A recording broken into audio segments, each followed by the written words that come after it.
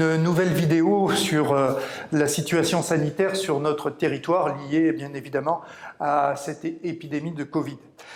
Sur les chiffres du Cantal, donc on est à 16 hospitalisations, on était à 14 la semaine dernière, donc il y a 2 hospitalisations de plus. Je reviendrai dans mon analyse sur cette situation de dégradation de ce chiffre. Par contre, les fondamentaux et le chiffre le plus important, c'est qu'aujourd'hui, on est à 30 cas pour 100 000 habitants, hein, donc c'est un taux le plus bas, le taux d'incidence le plus bas que nous ayons connu et qui correspond, bon an mal an, à ce qu'on connaissait en sortie de Covid l'année dernière. Donc ça veut dire que l'épidémie elle-même régresse. Comme l'année dernière. La différence avec l'année dernière, c'est qu'aujourd'hui, les catégories de personnes qui sont positives, ce sont des catégories différentes de l'année dernière. Aujourd'hui, ceux qui ont été vaccinés sont immunisés. Et c'est plus là où nous avons les cas positifs. C'est sur les jeunes et la tranche d'âge intermédiaire. Donc aujourd'hui, sur la vaccination, c'est ouvert à toutes les personnes majeures. Donc allons-y, vaccinons. Parce que en septembre, si on ne veut pas qu'il y ait une 4e vague, ça dépendra du nombre de vaccins alloués. 75 890 personnes ont reçu une première dose. Donc c'est 53% de la population cantalienne qui ont débuté un parcours vaccinal. Et à partir du 15 juin, les jeunes de 12 à 18 ans pourront se faire vacciner avec le vaccin Pfizer. Donc, continuons à vacciner, continuons à lutter, même si aujourd'hui l'épidémie va être moins présente parce que le cycle de vie du virus apparemment suit la courbe météo, mais si on est vacciné, en septembre, octobre ou novembre de cette année, on n'aura pas une 4e vague. Et à partir de là, c'est quand même rassurant d'avoir des conditions de vie acceptables, mais qui ne se limitent pas qu'à l'été. Donc sur le centre de vaccination, les centres de vaccination sont toujours ouverts, hein, et les professionnels, que ce soit les pharmaciens, les infirmiers, les médecins généralistes vaccinent, hein, mais il y a quand même aujourd'hui des plages disponibles dans les centres de vaccination. Et on a besoin de volontaires pour assurer, notamment au centre de vaccination du Prisme, des personnes qui pourraient jouer le rôle de chef de centre. Donc là, je lance officiellement un appel à candidature, hein, sur le centre de vaccination pour que dans cette période d'été, on puisse continuer à vacciner et puis qu'on ait suffisamment de volontaires, hein. C'est rémunéré, c'est pas un problème de paiement, hein. C'est pas des bénévoles, c'est des volontaires pour qu'on puisse assurer à la fois le travail administratif et la chefferie de centre. Donc, répondez il doit y avoir une adresse qui apparaît sur la vidéo.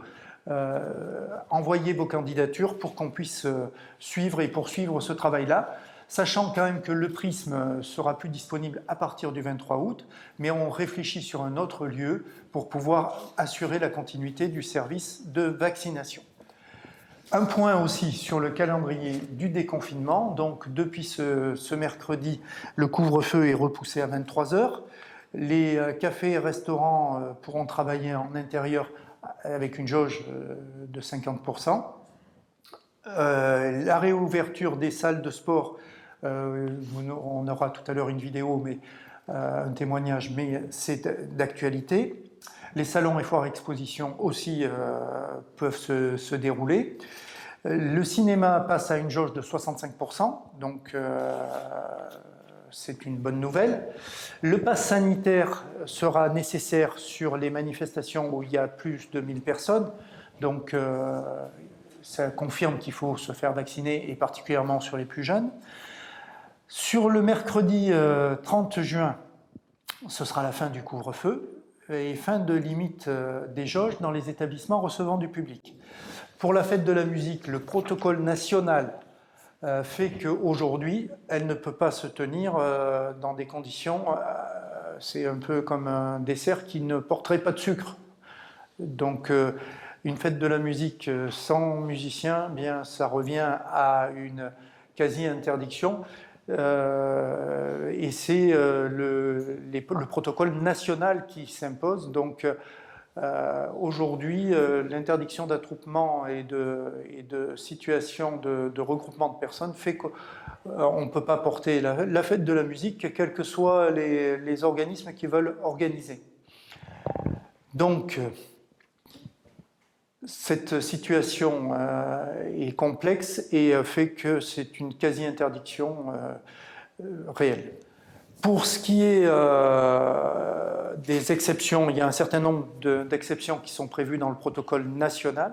On va essayer d'organiser les manifestations dans des conditions sanitaires satisfaisantes, mais qui sont très contraintes par rapport au protocole national. Ce sera des annonces à la semaine, tenant compte de la situation épidémiologique locale. Je vous ai dit en introduction qu'elle était bonne, mais il y a quand même des contraintes qui font qu'on doit être vigilant pour que ça ne reparte pas. Donc, vaccination, respect des règles sanitaires, respect des règles particulières qui peuvent être adaptées sur notre territoire en fonction de la situation épidémiologique.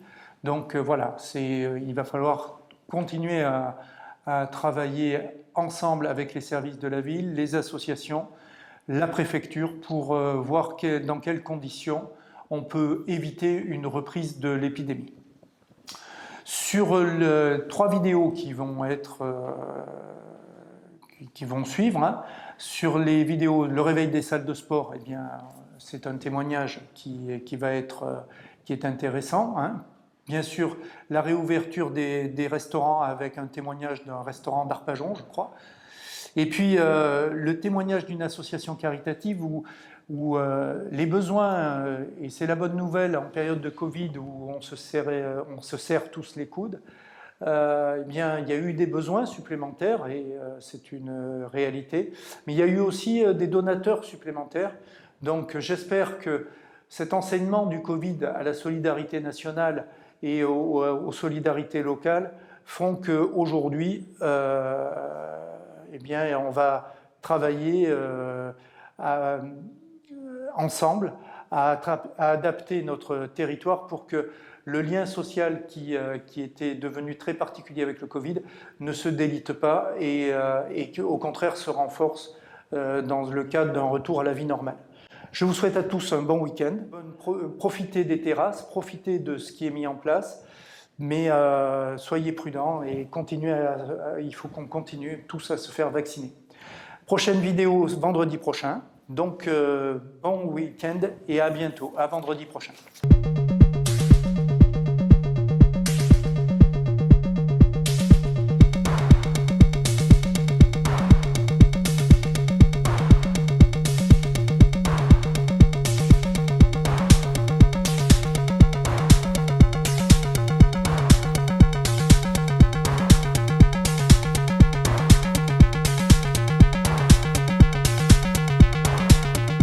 Tout le monde peut profiter des salles, se remettre un peu en forme, parce qu'on a un peu tous besoin, je pense.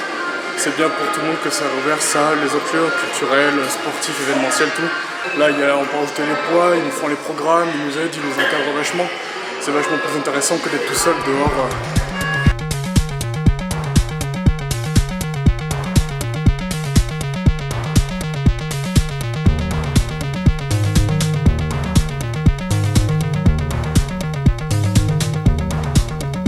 Nous avons réouvert notre club ce matin à 8h30 pour l'accueil des clients et la remise en place de toutes nos prestations.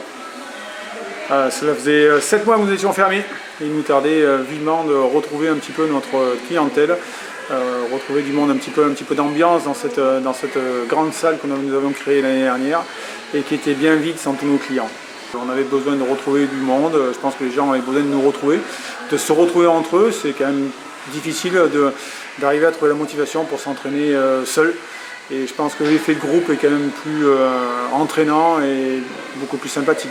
Donc nous, exactement comme la première fois, après la première ouverture du premier confinement, la mise en place de gel hydroalcoolique à l'entrée du club et dans toutes les différentes salles d'activité, l'obligation de nettoyer le matériel après usage avec des sprays désinfectants et des lingettes pour essuyer, de réserver ces séances d'entraînement pour que nous puissions contrôler le fameux FMI, la fréquentation maximale instantanée, et le port du masque, effectivement, du coup, dans les zones de circulation que l'on enlève en fait au moment de la pratique sportive.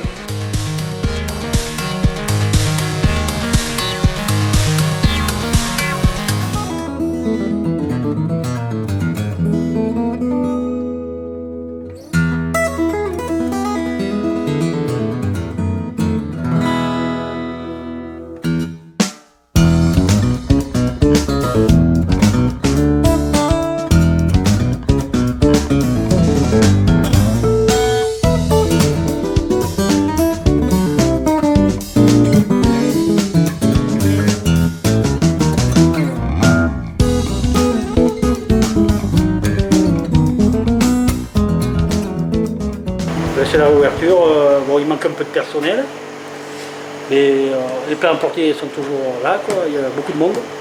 On fait une moyenne de 150 repas tous les jours à emporter, et là ça va repartir petit à petit. Alors aujourd'hui à l'ouverture intérieure, bon, c'est calme aujourd'hui, c'est le temps que ça se remette en route, et après bon, ça va bien repartir normalement, j'espère. On a mis beaucoup de panneaux, du gel à disposition de tout le monde. Et on a écarté les tables à 1 mètre de la salle du restaurant. On a ouvert la salle aussi comme il faut, quoi. On a fait au mieux. Nous cherchons un peu de personnel, il y a des gens qui ne se sont pas présentés, alors c'est pas évident. Alors c'est ma belle-mère qui remplace la serveuse en ce moment. Pour trouver du personnel, c'est très dur dans la restauration. Que tout le monde s'est reconverti, je crois. Surtout ça, je crois. Et on se lève plus tôt le matin. On attaque à 6 h le matin.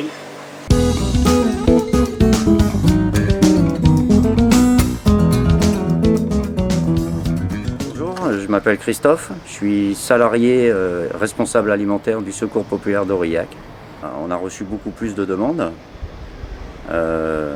Ensuite, bon, on a la chance d'avoir un peu plus de dons, mais ça a bien impacté parce qu'on voulait mettre en place une épicerie un petit peu, où les gens pourraient faire leurs courses comme dans une petite supérette et leur donner un petit peu plus d'autonomie.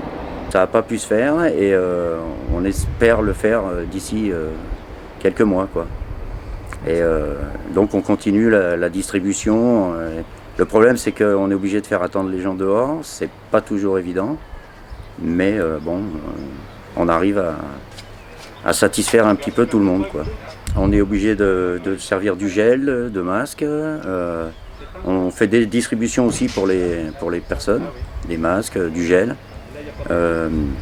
Après, on leur fait tenir la distanciation sociale.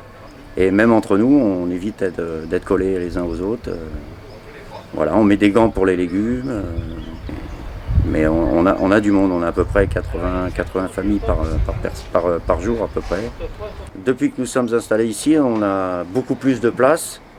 Et d'une, on a moins de chemin à faire entre la réserve et le local de distribution. Et c'est mieux organisé quand même, on a plus d'espace pour travailler. Et ça se ressent déjà dans le bénévolat, dans les bénéficiaires qui sont accueillis malheureusement dehors en ce moment. Mais ça changera bientôt.